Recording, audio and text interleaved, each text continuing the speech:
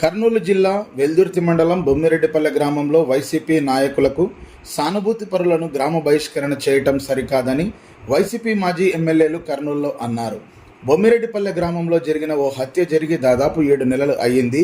దీంతో ఆ గ్రామంలోని వైసీపీ సానుభూతి పరులను గ్రామ బహిష్కరణ చేశారు.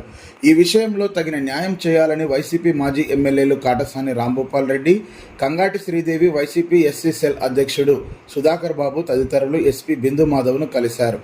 అనంతరం సుధాకర్ బాబు మీడియాతో మాట్లాడుతూ ఎస్పీ సానుకూలంగా స్పందించారని, శుక్రవారంలోపు కొందరిని గ్రామంలోకి పంపించే కార్యక్రమం చేపడతామని చెప్పారని తెలిపారు. లేని పక్షంలో చట్టపరమైన చర్యలు తీసుకుంటామని వారు తెలిపారు. అనంతరం వైసీపీ ఎస్సీ సెల్ రాష్ట్ర అధ్యక్షుడు సుధాకర్ బాబు, వైసీపీ నంద్యాల జిల్లా అధ్యక్షుడు కాటసాని రాంభూపాల్ రెడ్డి, పత్తికొండ మాజీ ఎమ్మెల్యే కంగాటి శ్రీదేవిలు మాట్లాడారు.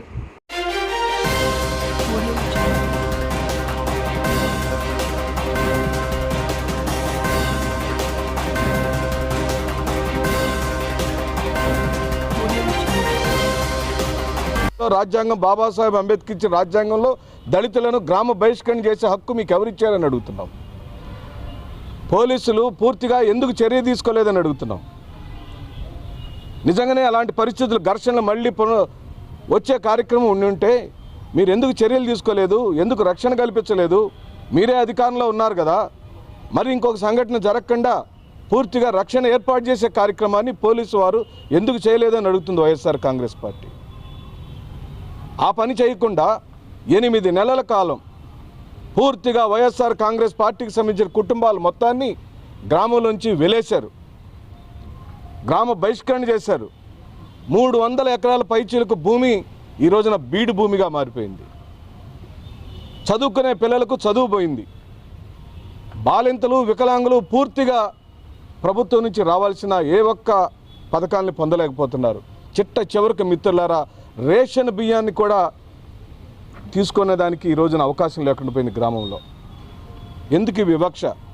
ఏమిటి దారుణం? ఓ తప్పుడు సంఘటన జరిగింది, ఓ దురదృష్టకరమైన సంఘటన జరిగింది. కేవలం మీ వాడి యొక్క దురహంకారంతో, మీ వాడి యొక్క దౌర్జన్యకాండతో మీ రౌడీ షీటరు దళిత మాదిగపల్లి మీద పడి దారుణమైన అఘాయిత్యం చేస్తుంటే అడ్డుకున్నారు, ప్రాణాలను అడ్డం పెట్టి పోరాడారు.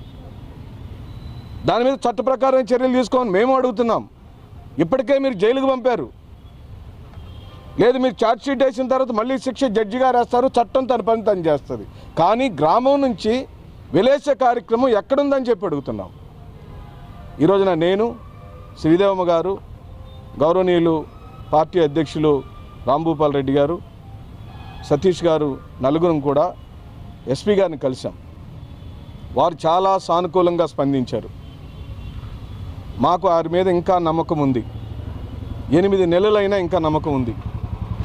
చట్టాన్ని గౌరవించాలని దృఢ నిశ్చయంతో వైఎస్ఆర్ కాంగ్రెస్ పార్టీ శ్రేణులు ఉన్నాం. వారు మాకు మాట ఇచ్చారు, విడతల వారీగా అందరినీ గ్రామంలోకి తీసుకుంటానని చెప్పారు. ఆ మాటను మేము గౌరవిస్తూ వచ్చే శుక్రవారం వరకు ఆశతో ఎదురు చూస్తాం.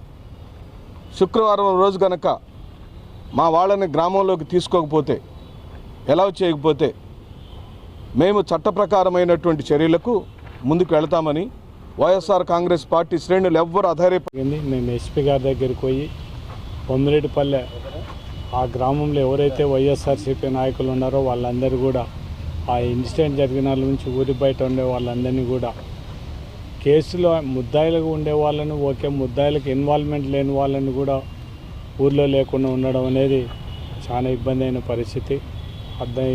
ఎస్పీ గారి దృష్టికి తీసుకుపోయి ఎవరెవరికైతే ఇన్వాల్వ్మెంట్ లేదో, ఎవరైతే ముద్దాయిలు ఉన్నారో వాళ్ళని కూడా మనం కూడా వాళ్ళని పోమని చెప్పాల్సిన అవసరం లేదు. దాంతోపాటు ఆల్రెడీ రిమాండ్ అయిపోయింది. రిమాండ్లో నుంచి ముద్దాయిలందరూ కూడా రావడం జరిగింది. వాళ్ళకు కూడా బెయిల్ మీద బయటికి రావడం జరిగింది. కాబట్టి ఎవరైతే కేసులో ఇన్వాల్వ్మెంట్ లేకున్నారో వాళ్ళకందరికీ కూడా పంపించమని ఎస్పీ గారిని ఈరోజు కోరడం జరిగింది. ఎస్పీ గారు ఖచ్చితంగా పంపిస్తాం. ఫ్రైడే కొంతమందిని విడుదల వారీగా మందిని ఊళ్ళోకి పంపించేటట్టుగా ఏర్పాటు చేస్తామని చెప్పడం జరిగింది. ఎస్పీ గారి మాటల మీద మాకు కూడా నమ్మకం ఉంది కాబట్టి ఖచ్చితంగా పంపిస్తారనే ఆశాభావం, ఖచ్చితంగా ఎస్పీ గారు ఖచ్చితంగా పంపిస్తారనే ఆశతో మేమందరం కూడా ఉండడం జరుగుతుంది. వాళ్ళని తొందరలోనే ఫ్రైడే నుంచి పంపించడం జరుగుతుందని ఎస్పీ గారు చెప్పడం జరిగింది.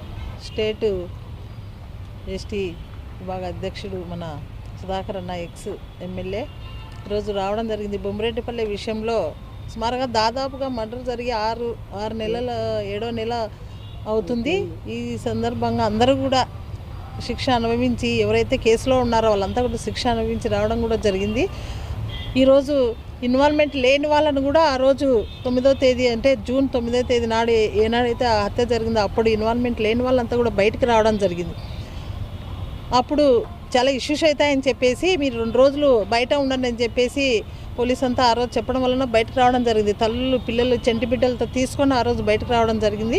ఆ తర్వాత ఇప్పటికీ ఎవరైతే మరి దాంట్లో శిక్ష ఉన్నారో వాళ్ళంతా కూడా అనుభవించి వచ్చినా కూడా ఇన్వాల్వ్మెంట్ లేని వాళ్ళని ఊర్లోకి పొలిమేర కూడా దాటని పరిస్థితిలో ఈరోజు బొమ్మిరెడ్డిపల్లి గ్రామంలో ఎస్సీలు అయితేనేమి, ఓసీలు అయితేనేమి, మరి బీసీలు అయితేనేమి వీళ్ళంతా కూడా బయట ఉన్న పరిస్థితులు ఈరోజు. మేము కూడా చాలాసార్లు ఎస్పీ గారిని కలవడం జరిగింది. ఇన్వాల్వ్మెంట్ లేని వాళ్ళని ఖచ్చితంగా పంపిస్తాము ఊరికి అని చెప్పడం జరిగింది.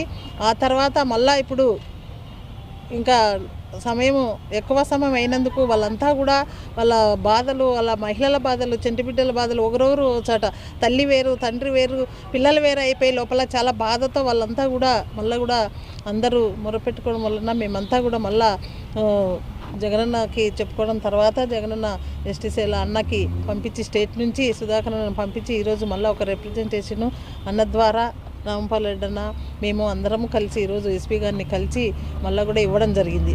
రేపు శుక్రవారము 4 days అయిన తర్వాత చూసి విడతవారుగా పంపించేసే ఏర్పాటు చేస్తామని చెప్పేసి సానుకూలంగా ఎస్పీ గారు చెప్పడం జరిగింది. ఇంకా 4 రోజులు రేపు ఫ్రైడే వరకు చూసి వాళ్ళకి న్యాయం చేస్తారు ఎస్పీ గారు అని చెప్పేసి మేము కోరుతున్నాము.